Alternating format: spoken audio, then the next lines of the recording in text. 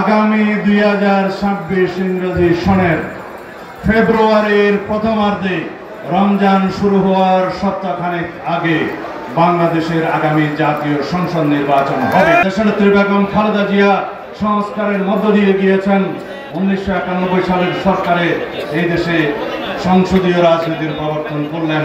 1996 সালে জনদাবির মুখে এই দেশে কেয়ারটেকার সরকারের প্রবর্তন করেন। তার মধ্য দিয়ে বাংলাদেশের সুষ্ঠু গণতান্ত্রিক ধারার পথ চলা শুরু হলো। সেই গণতান্ত্রিক ধারাকে বিনষ্ট করার জন্য, বিলুপ্ত করার জন্য 2011 সালে শেখ হাসিনা তার সেই ভোট মেজরিটির কারণে যে নির্বাচনটা বিতর্কিত ছিল সেই তত্ত্বাবধায়ক সরকার ব্যবস্থা বিলুপ্ত করেন। এরপরের ইতিহাস বাংলাদেশের রাজনীতির স্থিতিশীলতার ইতিহাস। একদলীয় শাসন ব্যবস্থা কায়েম করার, একদলীয় রাষ্ট্র ব্যবস্থা কায়েম করার ইতিহাস। তার মধ্য দিয়ে আমরা সংগ্রামে উপনীত হলাম 2090 সাল থেকে 2024 সাল পর্যন্ত দীর্ঘ এই সময়ের ইতিহাস, রক্তাক্ত ইতিহাস। গণতান্ত্রিক ব্যবস্থা ফিরিয়ে আনার জন্য অবিরাম লড়াইয়ের ইতিহাস, রক্ত দেওয়ার ইতিহাস। বাংলাদেশের মানুষ হাজারো শহীদের রক্তে লিখিত ইতিহাস।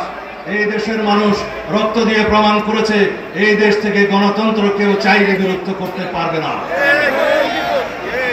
বৈষম্যহীন ছাত্র আন্দোলন সংগঠিত হলো, তার মধ্য দিয়ে সেই আন্দোলন গণ আন্দোলনে পরিণত হলো।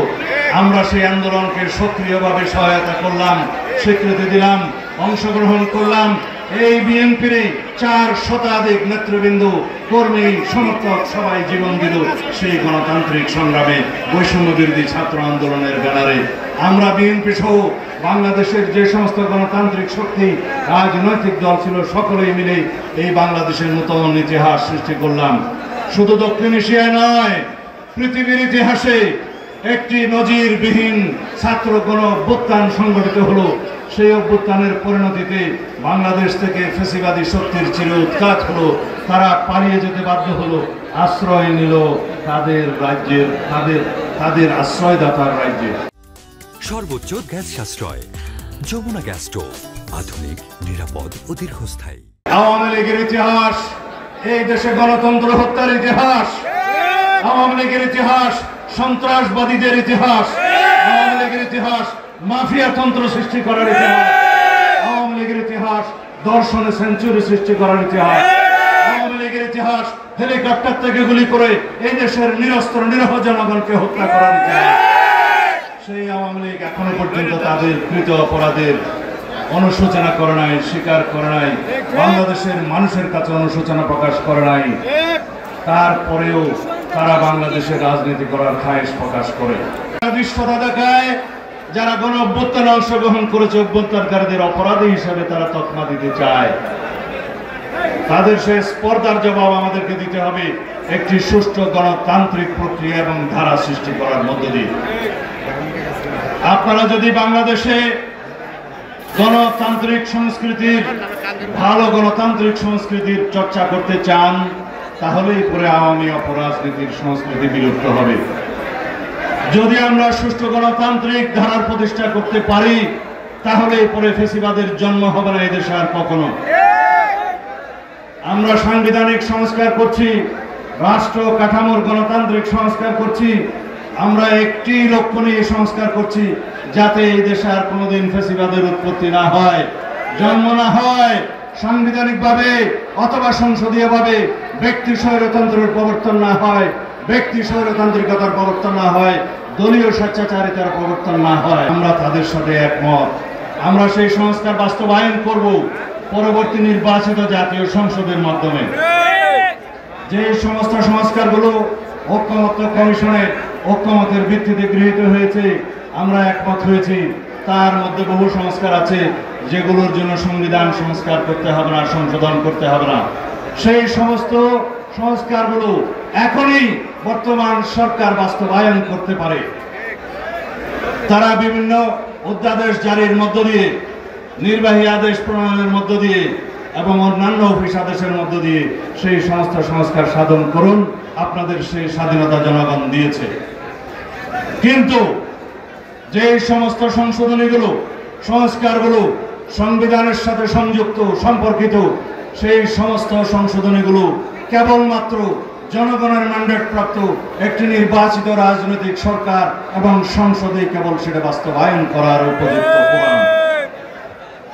আমরা সেই কথা বলছি, আসুন আমরা আলাপ আলোচনা করি।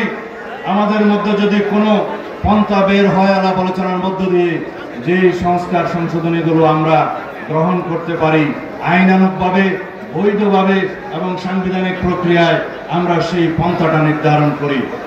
যারা আজকে পিআর পদ্ধতির ইলেকশন না হলে নির্বাচন না করার একটি ঘোষণা দিচ্ছে, যারা বলছে পিআর চাই উচ্চ কক্ষে নিম্ন কক্ষে, তারা তাদের ভিন্ন উদ্দেশ্য নিয়ে এই কথা বলছে। যারা গতকালকে বলেছে, একটি রাজনৈতিক দলের একটি সংবাদ সম্মেলন লক্ষ্য করলাম, যদি পিআর পদ্ধতির ইলেকশন না হয় তারা নাকি বাংলাদেশে নির্বাচন করতে দেবে না। আমি আজকে আপনাদের সামনে ঘোষণা দিচ্ছি, আগামী 2026 ইংরেজি সনের ফেব্রুয়ারির প্রথমার্ধে রমজান শুরু হওয়ার সপ্তাহখানেক আগে বাংলাদেশের আগামী জাতীয় সংসদ নির্বাচন হবে। কেউ রুখতে পারবে না, সেই শক্তি কারো নাই, একমাত্র আল্লাহ রাব্বুল আলামিন ছাড়া।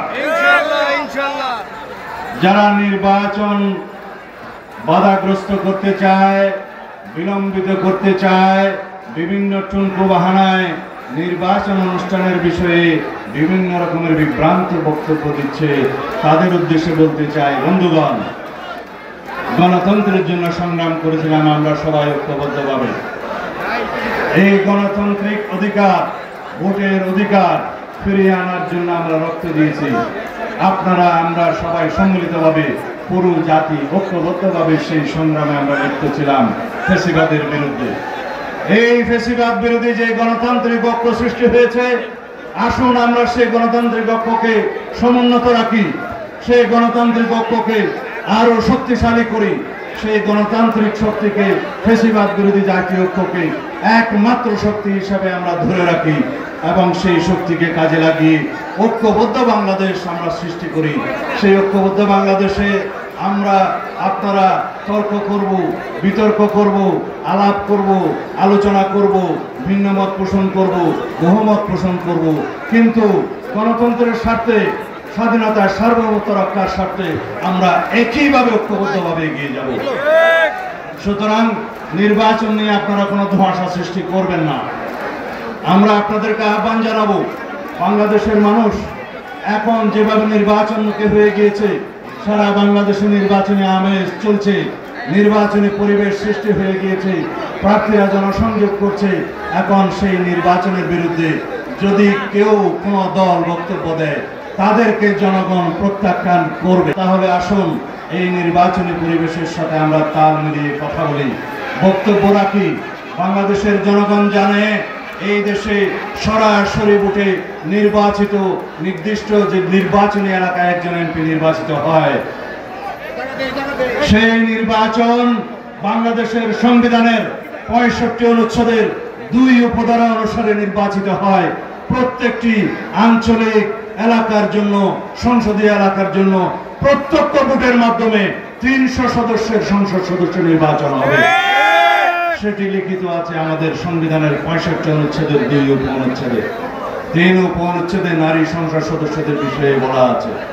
যদি কেউ বলে, গতকালকে বলতে শুনলাম যে সংবিধানে নাকি নির্বাচনের কথা বলা আছে, কোন পদ্ধতিতে নির্বাচন হবে সেটা নাকি বলা নাই।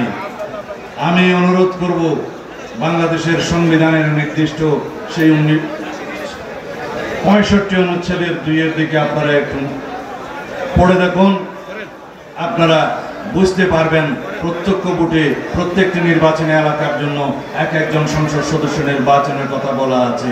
বাংলাদেশের সংবিধানে পিআর নামক কোনো শব্দ নাই। বাংলাদেশের সকল মানুষকে আহ্বান জানাবো, আপনারা যে ভোটাধিকারের জন্য, গণতান্ত্রিক অধিকারের জন্য দীর্ঘ 16-17 বছর রাজপথে আন্দোলন করেছেন, জীবন দিয়েছেন, রক্ত দিয়েছেন, বঙ্গুত্ব বরণ করেছেন, অন্ধত্ব বরণ করেছেন, গণ-অভ্যুত্থানকে সফল করেছেন, সেই ভোটাধিকার প্রয়োগের মধ্য দিয়েই আপনারা আপনাদের অধিকার ফিরে পাবেন। সমস্ত গণতান্ত্রিক অধিকার এবং সাংবিধানিক অধিকার, মৌলিক অধিকার, মানবাধিকার প্রতিষ্ঠিত তখনই হবে যখন মানুষ ভোটাধিকার প্রয়োগের মধ্য দিয়ে একটি নির্বাচিত জাতীয় সংসদ পাবে, তখন সেই সংসদই হবে জাতির সমস্ত কর্মকাণ্ডের কেন্দ্রবিন্দু। সেই কেন্দ্রবিন্দুতে যারা অংশগ্রহণ করে জাতির বিনির্মাণের জন্য, একটি গণতান্ত্রিক রাষ্ট্র বিনির্মাণের জন্য ভূমিকা রাখবেন, সেই রকম উপযুক্ত ব্যক্তিদেরকে আপনারা নির্বাচিত করবেন। সরাসরি ভোট প্রয়োগের মধ্য দিয়ে একটি উৎসবমুখর নির্বাচন হবে ইনশাআল্লাহ আগামীতে। এই নির্বাচনকে পাহারা দিবেন আপনারা, এই দেশের জনগণ, আইন শৃঙ্খলা রক্ষাকারী বাহিনী গৌণ ভূমিকা পালন করবে। মুখ্য ভূমিকা আপনাদেরকে পালন করতে হবে, আমাদেরকে পালন করতে হবে। আমাদের ভোটাধিকার যাতে আমরা নিশ্চিতভাবে উৎসবমুখর ভাবে পালন করতে পারি, প্রয়োগ করতে পারি, সেই রকম পরিবেশ আপনাদেরকে নিশ্চিত করতে হবে।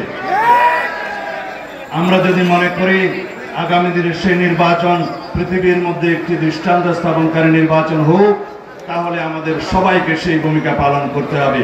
আপনাদের কাছে আহ্বান জানাই, আগামী দিনে যে জাতীয় সংসদ নির্বাচন হবে, সেই নির্বাচনে আপনারা এমন নজির স্থাপন করবেন যাতে পৃথিবীর মানুষ, পৃথিবীর সকল দেশ দেখতে পায় বাংলাদেশ ফ্যাসিবাদ মুক্ত হয়েছে, প্রকৃত গণতান্ত্রিক রাষ্ট্র নির্মাণ হবে।